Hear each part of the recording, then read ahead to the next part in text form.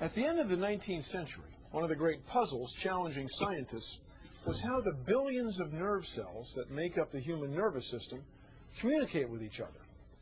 They knew that each nerve cell, called a neuron, carries electrical impulses, and many believed that the connection that allows the impulses to jump from one neuron to another was electrical as well, until our next great discovery.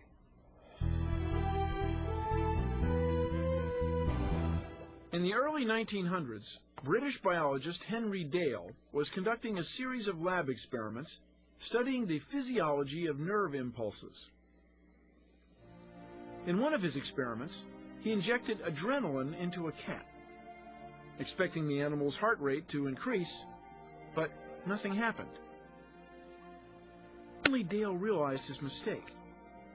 It was the same cat that he'd already given another drug to, one that slowed the heart rate.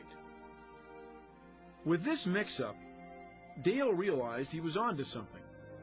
If a drug could interrupt the nerve impulses that govern the beating of the heart, then the connection between neurons must be chemical, not electrical. Dale turned to his colleague, German biologist Otto Lowy, for help.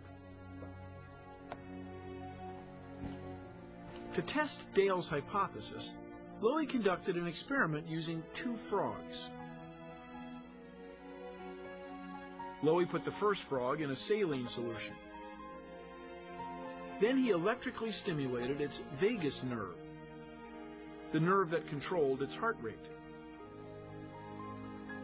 The frog's heartbeat slowed. Next, Lowy took some of the solution and applied it to the heart of the second frog. What happened next was extraordinary. Without any electrical stimulation of its vagus nerve, the second heart slowed as well. This was the moment of discovery.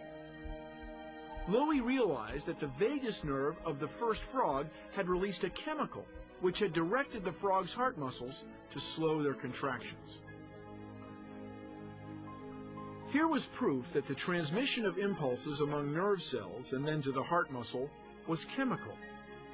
Lowy had discovered the existence of the first known nerve chemical, now called a neurotransmitter.